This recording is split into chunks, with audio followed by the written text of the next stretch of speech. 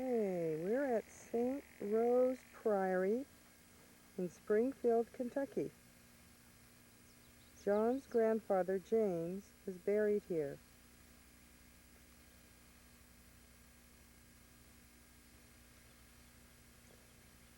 Probably in the old part of the cemetery on this side of the church or on the other side of the church. His tombstone has deteriorated and there are no church records to say exactly where he was buried.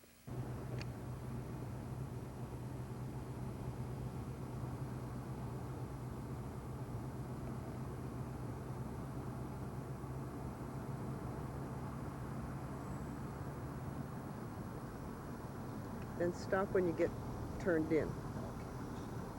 Yeah, as soon as you get off the road.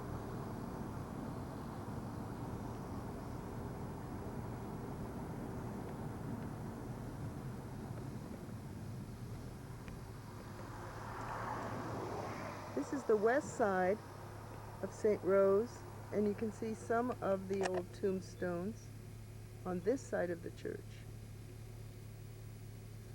But we don't know if James was buried on the east or the west side. I'm going to put it back on long range as you drive up. Here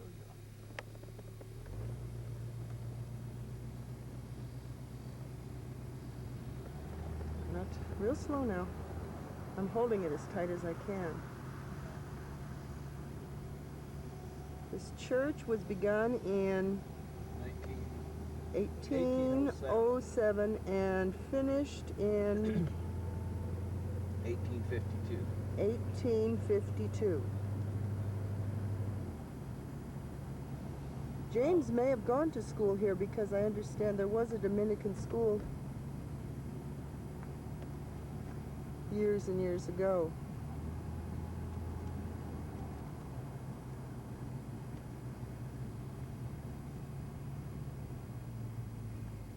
I'm going to shut it off now. Okay. This is the inside of St. Rose Priory.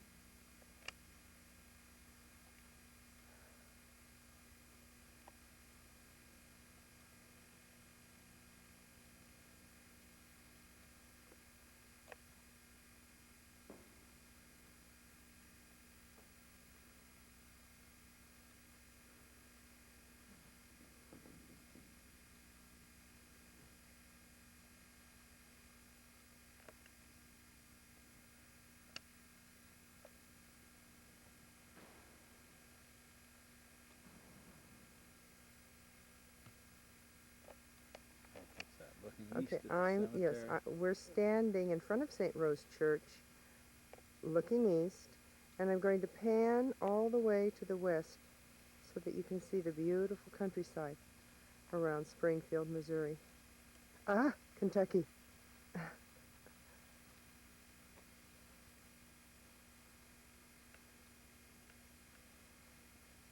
Somewhere over here was a James McCracken farmstead, plantation, whatever it was. Well, we kind of think from the plot maps that James and Maria had a farm to the west of the church, which is the direction I am facing now, although all you can see is a big hill, so we feel sure that their farm would have been on the other side of that hill. You can see some of the tombstones here on the west side of the church, and you can see in what disrepair. Some are just lying against trees. Many of these are from the time that James would have been buried, although if his still exists, the dates are not readable. Christy and her friends were on a houseboat, and Mary was with them. And because they didn't want to give up vacation time, to get a cheaper fare, they would have had to go to San Francisco, drive all the way to San Francisco to get a cheaper fare. So they only gave up not as much time anyway, so I paid the difference so that they could spend more time on the houseboat. I'm just getting some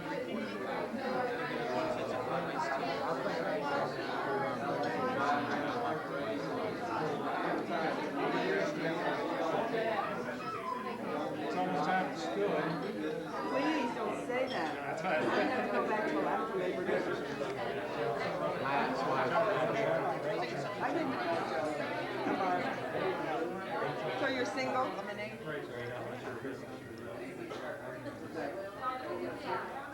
Back, I just saw him about an hour and a half. You get along okay? Apart.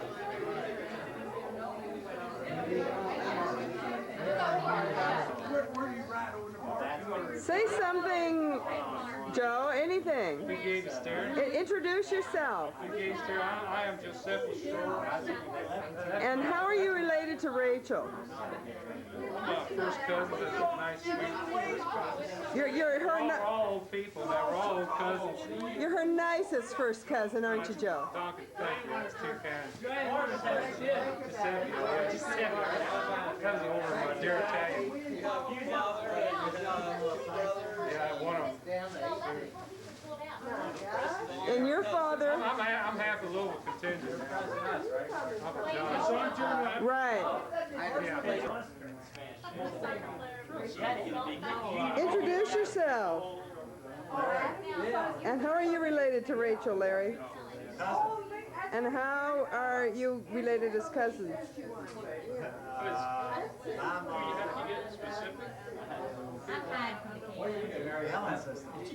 And Mary Helen was Rachel's mom.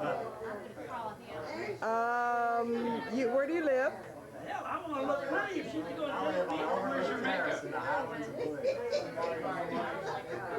For posterity's sake, I want everyone to know this one of their crazy uncles. One of? I only have one. That's you. Oh, only one. Only. Yeah. And who? I'll sing a little song. I'll never smile again until I smile at you. Okay. Tears have filled my heart. He's the comic relief in our I'm just recording. Do your thing. Do nothing. Well, you want me to do a little what, toots are? Let me. Rattle and roll. This is how my Uncle John went to France. He went to Normandy in this wonderful Still got a little attire. rhythm in them bones. Ho, ho. He entertained the plane and all his paratrooper buddies. Airborne all the way. Airborne all the way. That's our famous last saying, airborne all the way. No, Okay, and here we have Joe. Joe, who is the son of Joe, who is my first cousin, and this Joe is my second cousin, and he is a Junior at Bellarmine College. Bellarmine College, and he's studying business. Right. And minoring in art. And in the background, we see my Aunt Joanne, who is my mother's sister. I'll come back to you in a minute, Joanne. And seated on this rocking chair, we have my second cousin, Alan. And I go to Xavier and play soccer, and I'm not sure what my major is yet, but It'll come to you. in Cincinnati, yeah, Xavier's in Cincinnati. Xavier's in Cincinnati. And I might go in the law, I'm not sure. Not sure. You'll make up your mind. But Sister Rosie, with our daughter Mary Helen, and you have seen her on film before, with my cousin Erin. She is Alan and Joseph's sister. And Erin, tell us a little about yourself.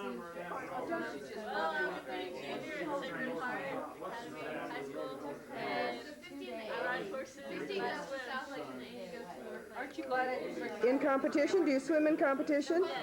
And do you compete with your horses? Yes, it is. Do you ride Western or English? You ride English. Oh, you do? Oh, what do you like best? 100 jumpers. All right. Good for you. This is my cousin Michael, Joe and Joanne's youngest boy. He's a caboose child, kind of like Mary Helen. This is his wife, Linda.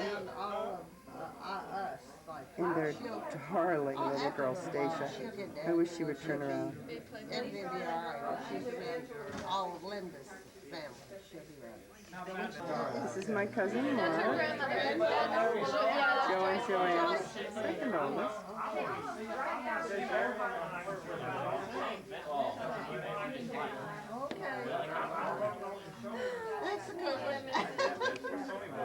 This is my cousin Joe, Joe and Joanne's oldest son, with his wife, Mimi. She's a school teacher.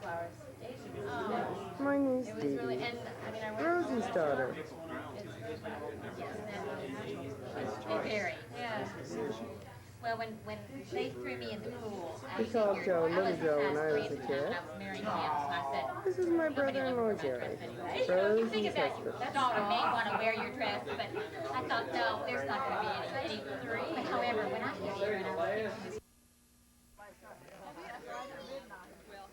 picking Okay, Mary Helen and I are sitting here at the old farmstead in Kentucky. We're gonna go see the cows. Okay, we'll be back in a minute. And we are And I wanna walk you around the farm too, around the house. at sort of a family reunion. This thing doesn't seem to be in focus. What's wrong with it? Turn it off.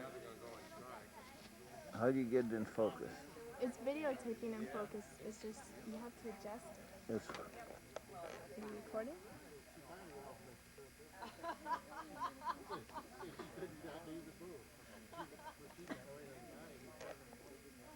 AM. Well, the time and everything else is wrong, but this is pretty good.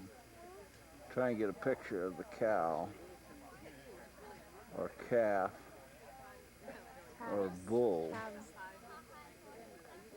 whatever the case might be. There, it came into focus pretty good there. I guess it's a calf. And here we have some of our relatives. They're probably the cutest little girls around.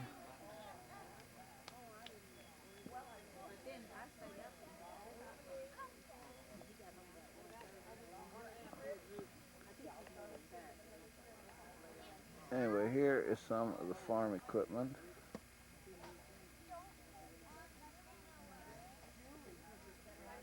And outbuildings.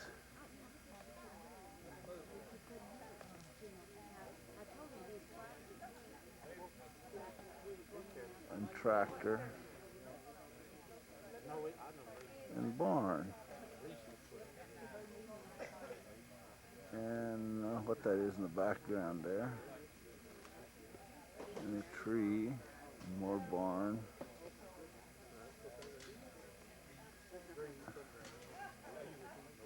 And an automobile.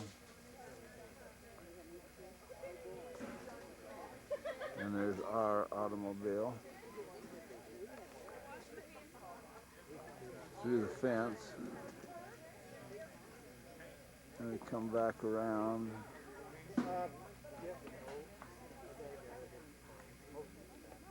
As I try to swivel in my chair.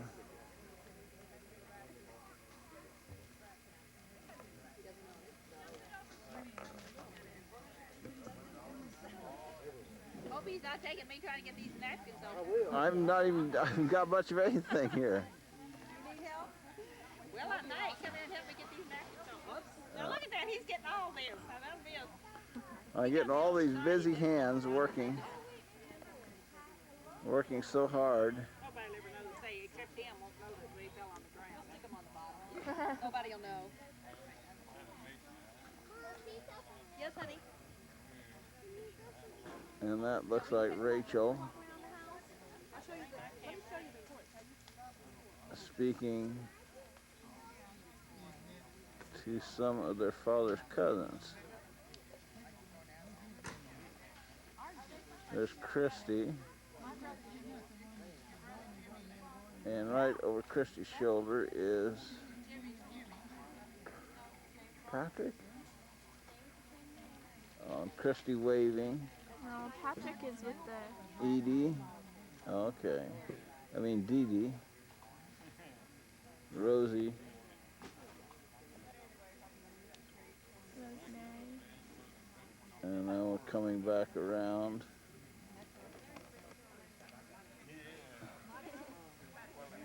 Come back around here. I'm getting a little shaky. But this is the home, if I can get it all in here,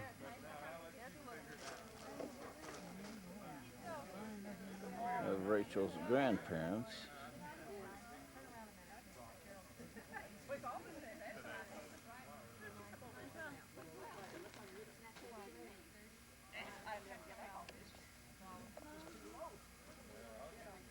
And who's that? I guess that's Christy, drinking a refreshing alcoholic beverage while dribbling it on her Aunt Rosie. And Dee Dee and the cousins.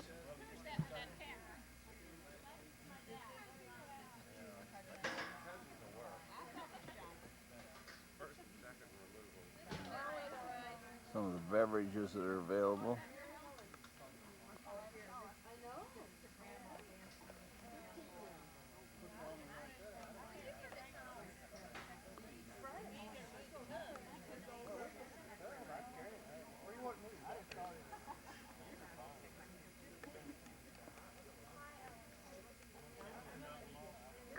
Okay, it's recording. Going around the back of the farmhouse where there used to be a grape arbor. Stood over the cistern there. It's where it had the springed up. Stood up. I remember that, and eating grapes. Yeah. Holding those grapes down. Oh, look at this view back here. Mama Mattingly didn't get to make too many jellies and preserves out of them because Papa took them and made wine out of them. Ha ha! Oh, this is beautiful. I don't remember being this high. Maybe because You're shorter. I was a child. Nation building. Stood right about where the front of it, about where the fence is. Mm-hmm. We're about where those 3 panels of fence is. Mm-hmm. That weekend, the roof was in bad shape and leaking all over and the building was in bad shape, so we tore it down. Actually did. I said, we ain't gonna put nothing back there. If you don't need it, Well, you yeah. run through You don't need any other outbuildings now anyway. You always need more space, but you kind of get out of them if you have to. Do you use the barn? Oh, yeah. You still use the barn? Now that looks like, from my childhood, that looks like there's no real changes to it. Just up Very little. It's just, it's a bad repair. No, I mean, it looks like you've kept it up, but I mean, you haven't changed any of the design. For instance, there's the porch here is different and everything. No, it's And as I said to Kathleen, I said, the trees weren't this tall. The trees weren't this tall when I was a kid, so they're just beautiful now. Well, probably at the time you were here in the front, there were 4 trees. Mm-hmm. Of course, we're just down to 1 now. They died, or you Yeah. just took them out? No, they died. Let's And walk that around. one that's left there, it's not going to last too long. I want you, Mary, you're going to film down this little hollow over here, and I'm going to have Gerald tell you what used to be there. See where those trees are down there on the other side of the, About where that clearing is between those trees, that's where the old log house is. where there's kind of a dead stump down there with a branch off of it? The log house that my great, right? Yeah. My great grandma and grandpa lived, right? And also your then and my your then my grandfather. grandfather lived there. I think, I don't know, somebody said 4 of the children were there. Maybe the whole. I didn't think there was but 2, but I'm sure she knows. But I knew that Daddy and Regina were there.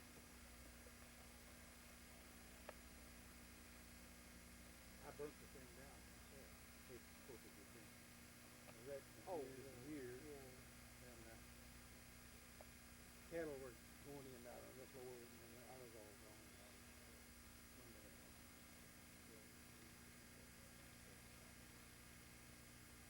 The reason you see so many limbs and trees, we had those stones in them.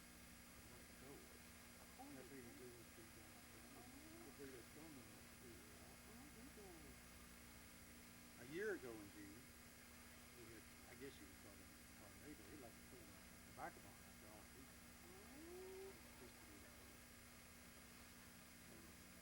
There's any number of creeks through those woods, where they're passing through. Is that unusual? Yes, it is. I don't know why I ever heard of this farm. I couldn't believe it was a real farm. sometimes you feel like weather, or climate, not the weather, but the climate is changing. So that perhaps it's people here too. Yeah, I'm sure it is. I think it's typical. Probably. Yeah. You're not seeing it. It's very good time because it's really makes it fun. It's right. I said to John, you know, we came up from Springfield, we did some history and school in Springfield basic. And if I came to that, I said, you know, it's drier than in Springfield. They must be getting some rain over there. There are areas.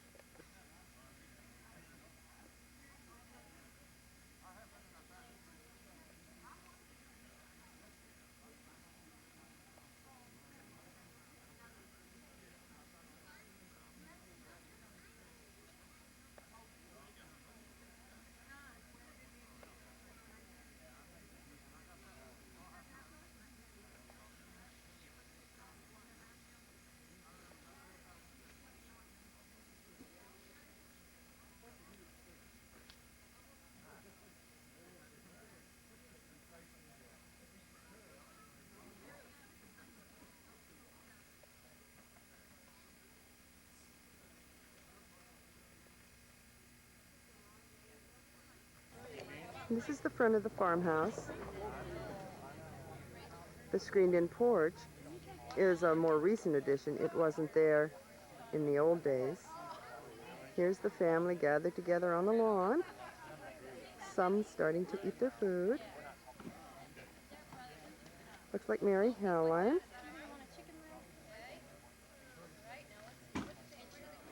John. Sister Rosemary. Sister Kathleen. My cousin Ellen. I think that might be Pat. Christy. And let's see, over here's one of Linda's girls and her little girl. And there's Jerry. And Linda's husband, David.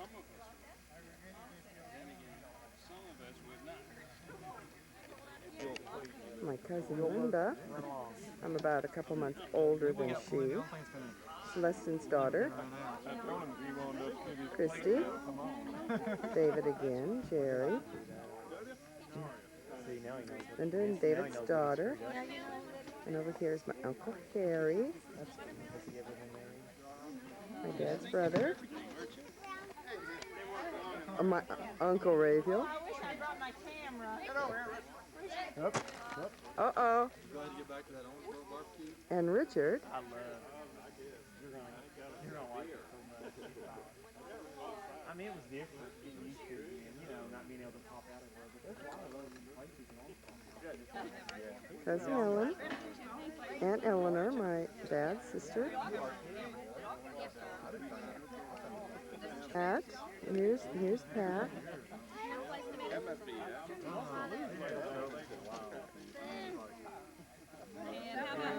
And this is John. This is Linda's toy.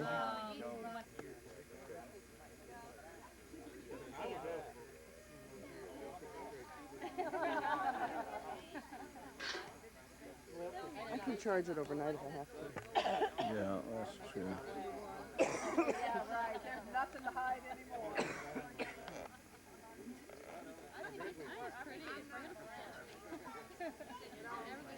Oh, Rachel. Yeah. That's what she wants to do. Oh, I love it. I always say, like, God, if you do that.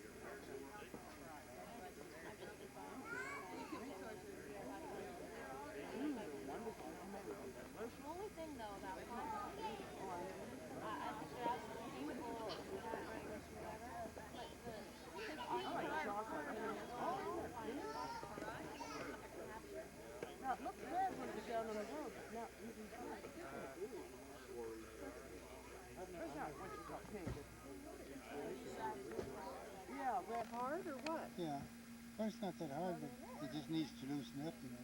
Tree grow better, start off better. Because I can remember it very distinctly. Huh. I had to stay in the house with mother. I didn't like that. Can't do that anymore. You want to share some more memories, Uncle Harry? Yeah. Okay. Just share some memories with us that, you know, growing up. Fun ones, sad ones, exciting ones. I never saw one picture of your mother where she smiled. You didn't? I've not seen one picture of Mama with a smile on her face. She had a hard life, mother did. That's what our mom always said, that she never in her life saw anyone who worked so hard as She your worked, mother. that woman worked and worked and worked. I know I used to, when I got bigger, I used to help her even do the washing. You know, I had this old washboard outside, you know. You P&G soap. And first you put the clothes in a big kettle, boil it. Then you take them out of there and put it in the tub. And then you rub them out. I used to help her many times. Then you'd hang them out in the wintertime. They'd freeze on the line.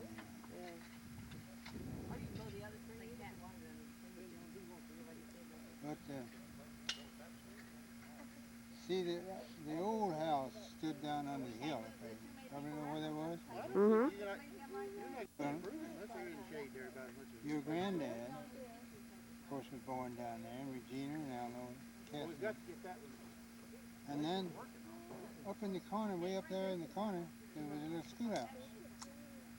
One-room schoolhouse. We had one. No, it was up in the corner up here in the on the field. farm. Oh, really? Yeah. And had reading, writing, arithmetic, so we had. Who taught it? First one I can remember was a man named Baldwin, B-A-W-L-W-I-N. But Baldwin, he whipped Tom Hinton one day. He stood Tom up in front of the class over stealing a box of pens. Tom said he didn't steal them. Baldwin said he did. I don't know whether he did or not. But Tom and I sat together. Tom said, I didn't steal those pens. But anyway, I stood him up there and he whipped him with a hickory switch about that long in both hands.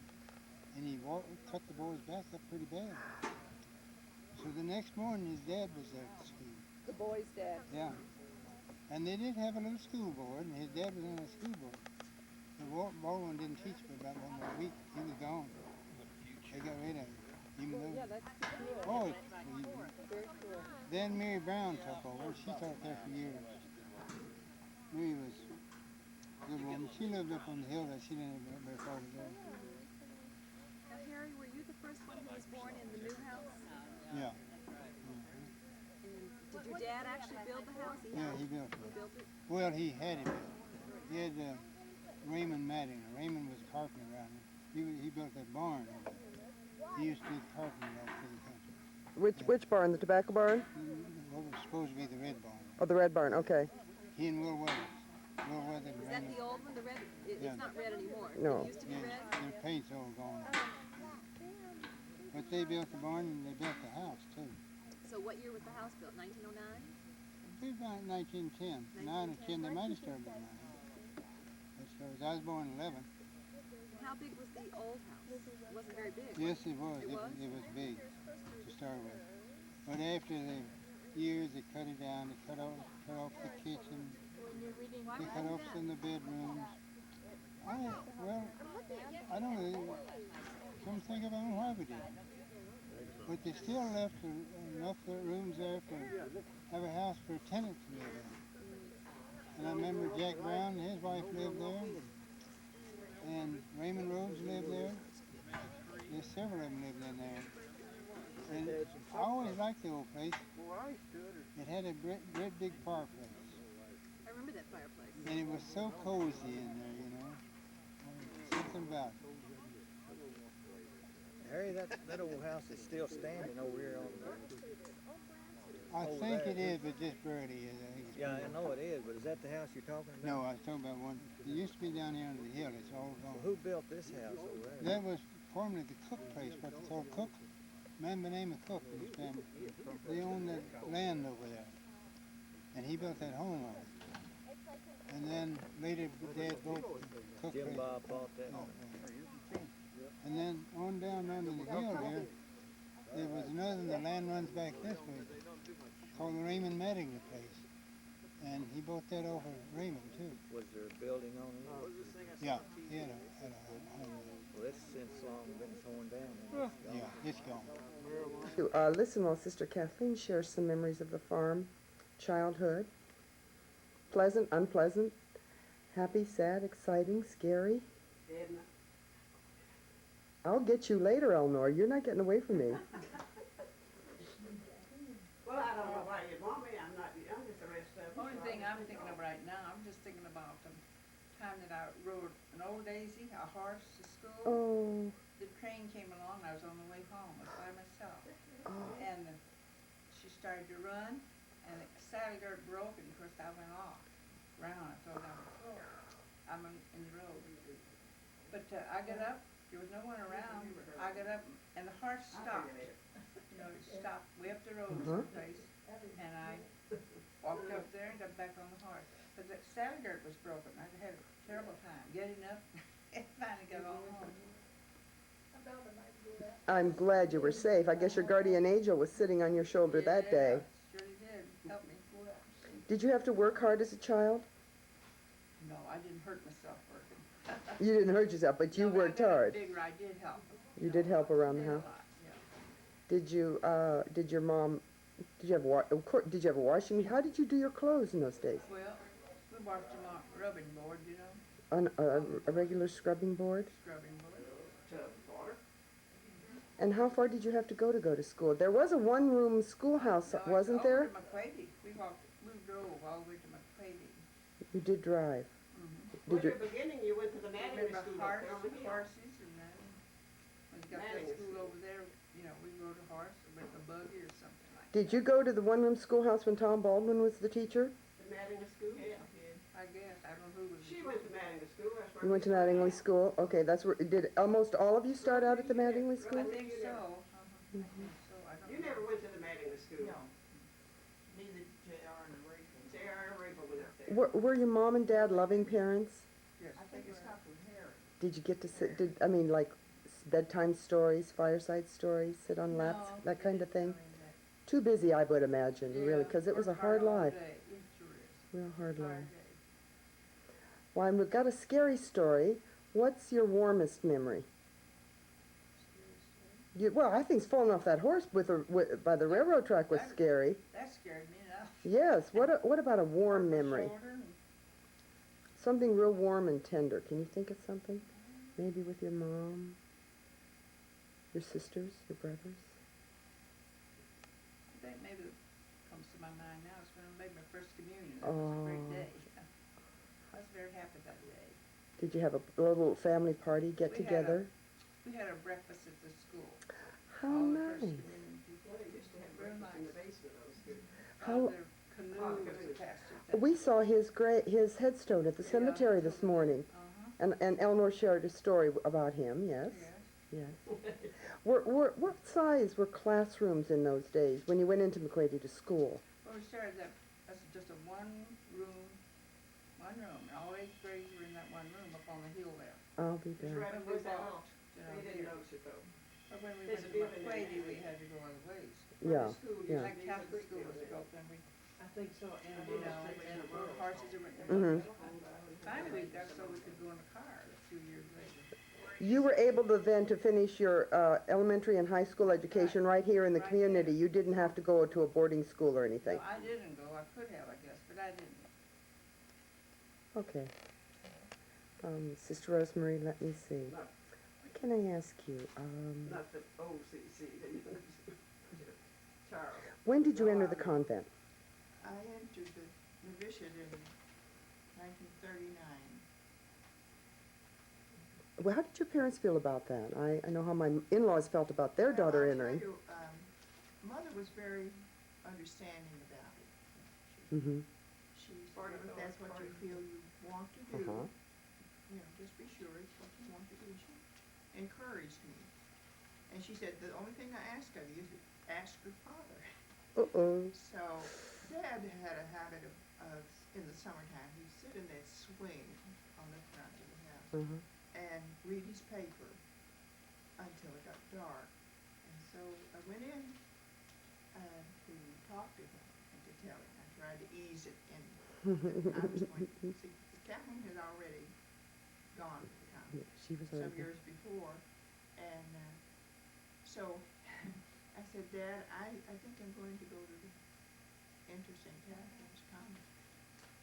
And he thought for a while, and he said, well, all right, but you have the damnedest rules in that place. He said, here I raised Kathleen, and was always protective at home. But we couldn't let her come home and spend the night. He said, I could take care of her just as I always did. Oh. No, He always thought that was but that's all he said about it, and he didn't object to my going. Oh, he was But so he proud. just didn't like those rules, so I was submitting myself. Right. He felt he was a good enough parent that the church probably couldn't measure up to him. That's right. Finally, they were changed off. Share something about your dad. Oh, do you remember any time he was angry at you? With you? Once in my lifetime, he slapped me because somebody was coming up the road. I don't remember just who it was, but anyway, he was in a hurry to get to me, and I was in his way. I guess it was more of a push than a push me out of it. That's the hardest thing he ever did to me. He was a very withdrawn person. Dad was not a Quiet. conversationalist at all. Well, did you have to cook and help cook meals for him? What was his favorite food? I have remorse about that, that I followed Mother around, and as did all of us. Right. You know, and we watched her make the bread and that kind of thing. But we didn't offer to help until I would come home from the boarding school that I was in for high school. And then he would say, she would say, Mother would say, well, you make the cakes, you make the pies. And I could cook. Because that was part of my training in school. I worked my way through boarding school. And one of the things we did was, serve in the kitchen, help work in the kitchen. And other things were cleaning at the big, long hall, like her time, and we had to scrub that. That's the way I got my high school education. Compare your mother's wife as a homemaker to a homemaker today. Well, Mother's whole life was for her children.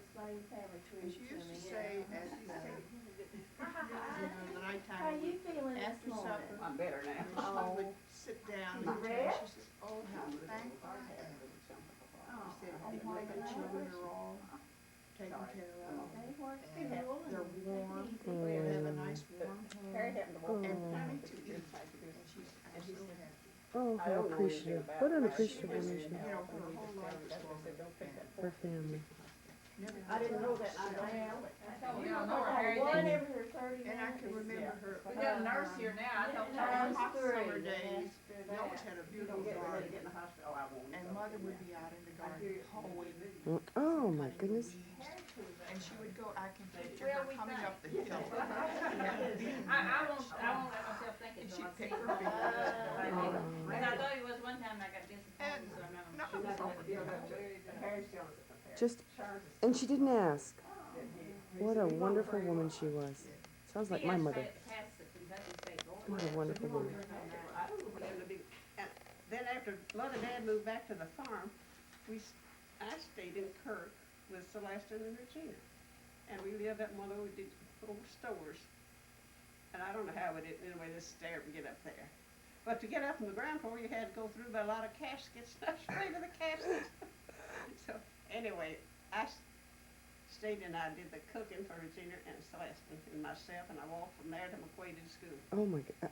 Roughly, Eleanor, how far was that, a walk? How far? I don't know. She could tell you. I don't know. I say 10 miles. Would it be 10 miles? Well, I know it would have been more than 5. I think it's around From Kirk to McQuaid. Kirk to McQuady. I think the exit's But you walked the railroad track, so that would be pretty much a straight line. Railroad track. Yeah. We got to where we could walk that track too. and then they'd tell us not to step on the, what The do they call it? ties. Oh, what do they call those things?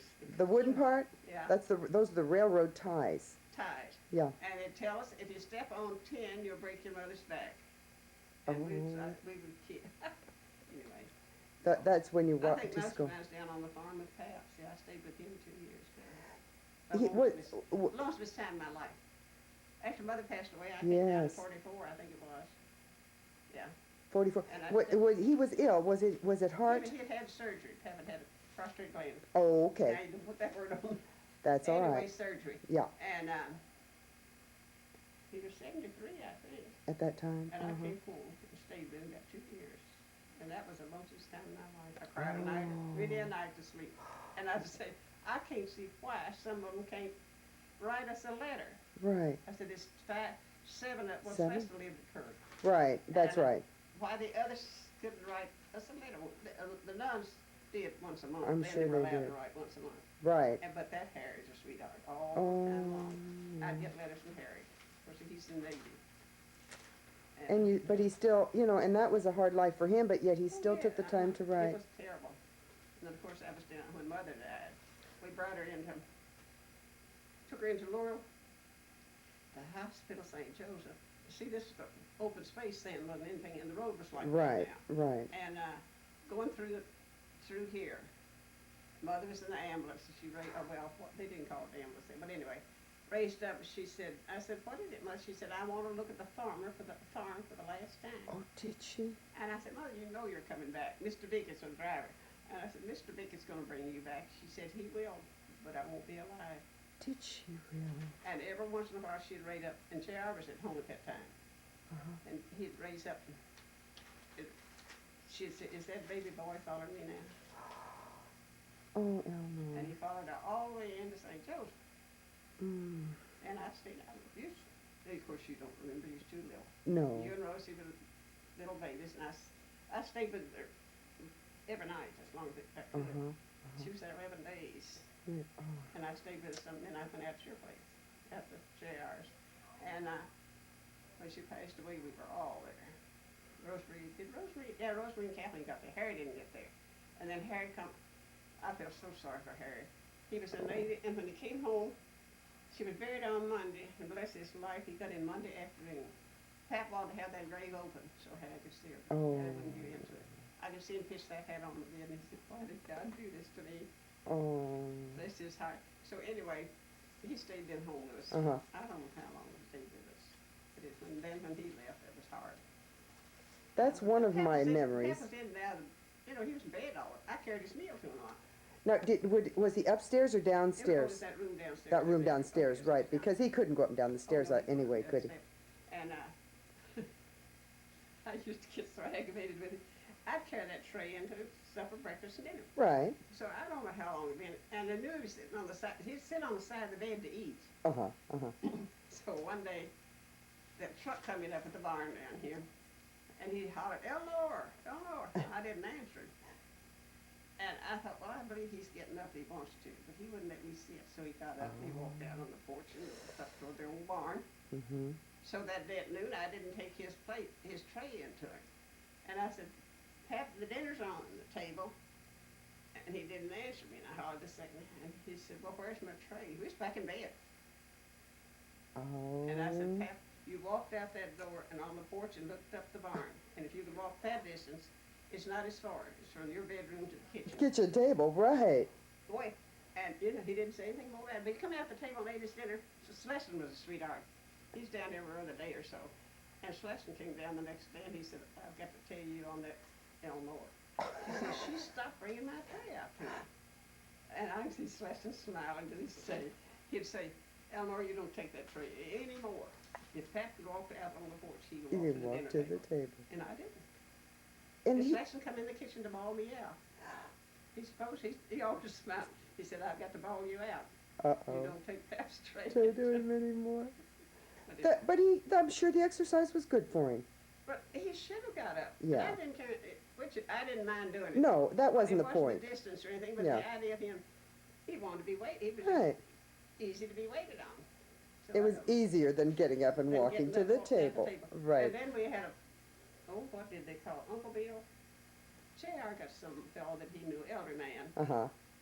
come down and he stayed to, you know, to help pep them down. I couldn't lift him or anything like it. Oh, When no. he'd get up, sometimes he'd fall. And then we had the wood stove, and the main thing was to keep the wood stove burning at night. Well, he slept in the room with Pep. And Pep, every night, the old fellow would go to the washstand and put something on the washstand. So Pep said, what in the world is that old man doing every night up going over to the washstand? I didn't know, but he had a glass eye. And he dropped it on that marble top and broke it. That's Oh, how my come gosh. He told me the next morning, he said, is Celeste coming down today? I said, well, I don't know, but it's in the dust. And he said, well, I want to go in lower. He said, I broke my glass eye last night. So I told Pat. He said, well, I'm sorry. I said, I didn't say anything to him. He said, tell me that poor old thing. This is the tobacco barn on Grandpa's farm. And down in there is the house. Then you cross the road. And these are some of the woods on the farm. And I'm panning around past the garage and some of the cars that are here for lunch today at Mildred Mattingly's house. Mildred is the wife of Junior. Junior is my first cousin. He's no longer living. Junior was the oldest son of Celestin Mattingly, and Celestin was the oldest son of James Mattingly, my grandfather.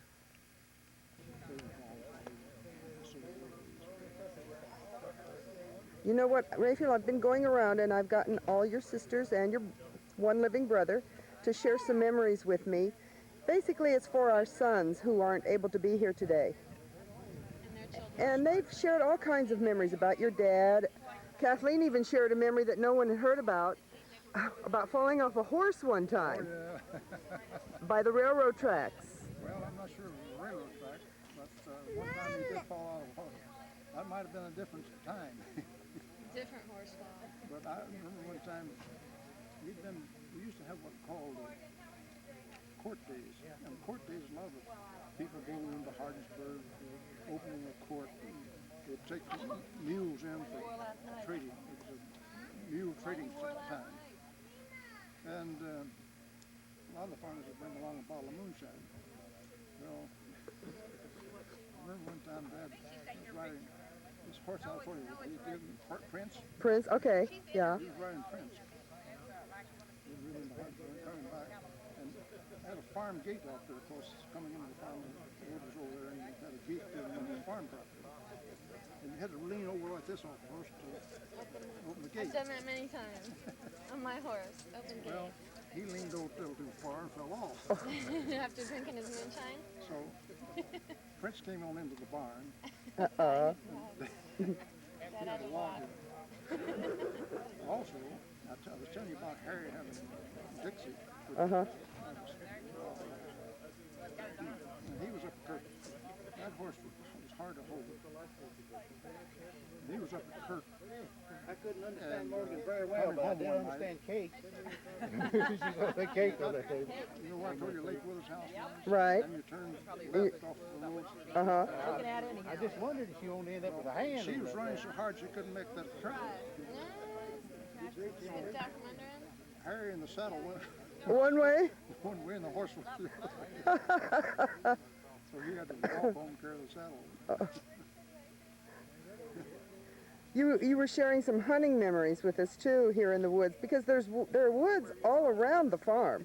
Yeah, well, I used to hunt in these trees here, possums, squirrels, things like that. And I was just telling Chris here about, there used to be a road running inside, a wagon road, just that we used for hauling lumber out of there and cut firewood down there and haul it into the house for fire, cooking purposes, because we used Wood stove? down that one road here. There was some mounds. That's their Indian green.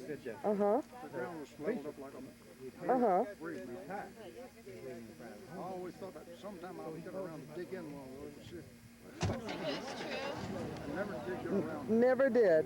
Oh, that's too bad. I expect some of those mountains still show that.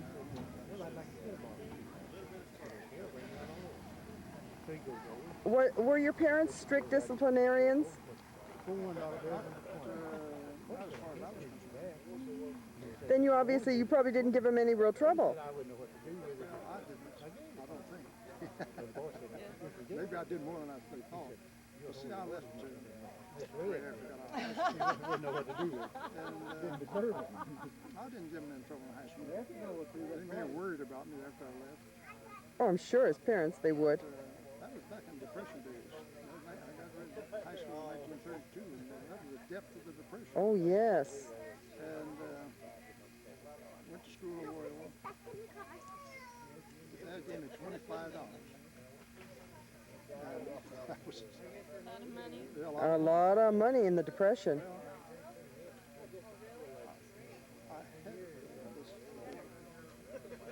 The school had made arrangements for me to stay with a lady that lived on Cherokee Road, which is a nice residential, great big old home, 3-story home. Oh, I remember those, yeah. It made plans for me to live there with her. She was a widow. Her husband had been in ministry. And she owned another house out in the west end of Louisville. So she wanted me to go out there and take care of that house in the west end. Well, I didn't know anything about country boy. I didn't know how to answer a telephone. So I went out there. She told me how to get out there on the street car, and I went out. I was out there probably a week, and I didn't know. She thought I knew how to cook and fix some meals and go. That $25 last. Didn't know. So, she came out there after I'd been out there maybe a week. And she had an old Ford car there. It was in the garage there at the house where I was staying. She saw She wanted to know if I could drive that car. afraid I wasn't Take her back up to Cherokee Road. I said, yeah, I can drive a Ford car. We had Uh-huh. So we got the car out and started off. We got into Broadway. No, we don't want We're in 26th Street, Broadway. And I can't remember what happened to the car. I had a flat tire or something. Mm-hmm. There was a garage there on the corner. Chevrolet garage. So we pulled into that Chevrolet garage to get it fixed. And got the car fixed. And I took her on. And I guess I stayed with her for about another week. Uh-huh. I didn't know anything about doing the things she wanted done, like taking care of the house. And Oh, yeah. I didn't know anything about that kind of stuff. Fixing my own meals. I didn't. In the farm we didn't have. We had an oil stove. Uh-huh. She had electricity or gas or something. Right, right. Real serious here about getting you out to Las Vegas. It's all so new to me. So would you? And Don't realize it. I stayed there a week or something, maybe 2 weeks. Uh-huh. And I went out to see Aunt Monica and Tom. They live there. They live on. Felt like I have a massive amount of social obligation. And it's for young and old. Orange Street. I went out to Orangefield on Sunday. They said, well, why don't you come out here and take a room here and live with us? Well, I went back, got a bag, and moved out there with them. And I stayed with them for maybe a month.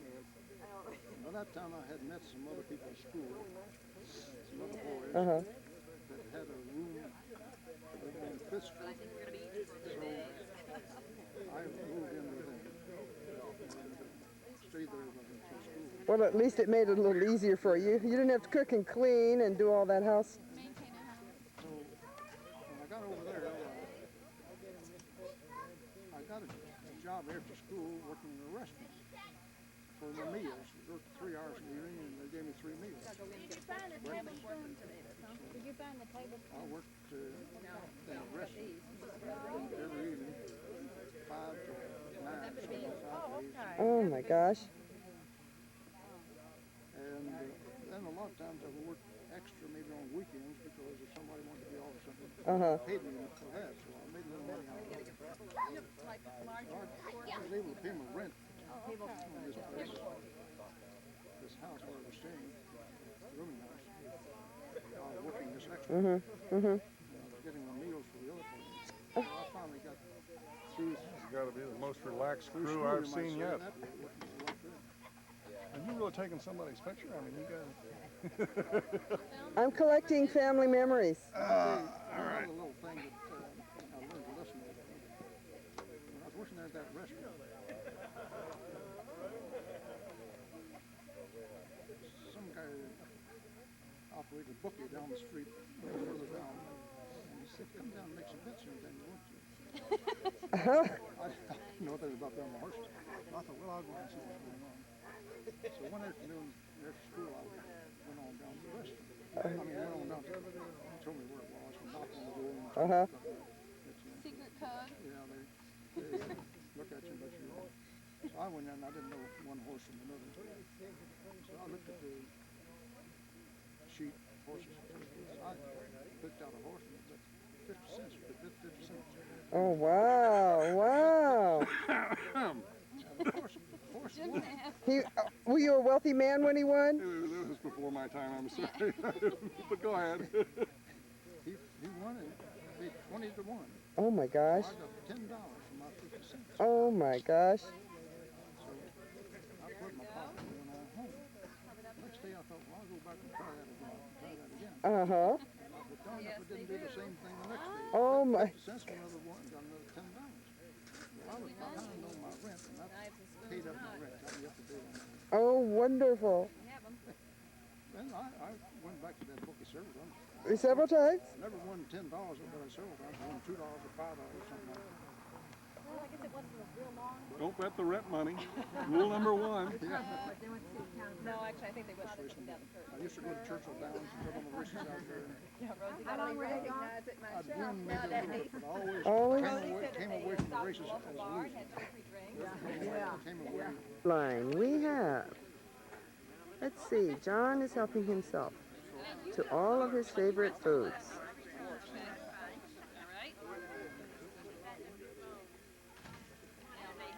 And next we have one of my cousins, my first cousin, Ellen,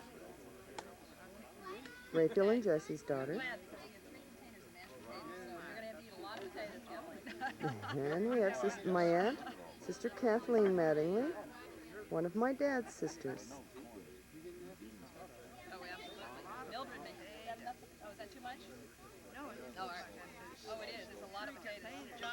An extraordinary man, Harry McCracken, Dad's older brother, one of his older brothers.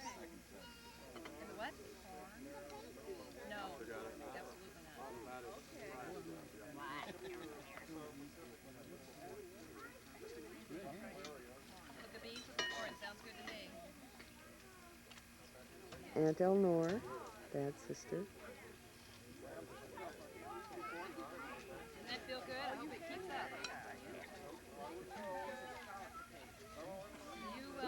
Celia Whitley, caretaker of my Edna Sharon. I'm not sure how we're related.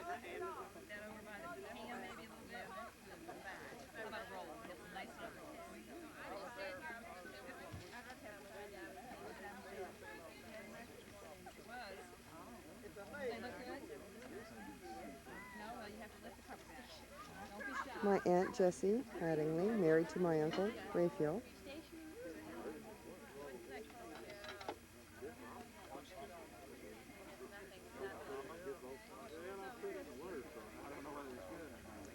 Pat Sullivan, my brother.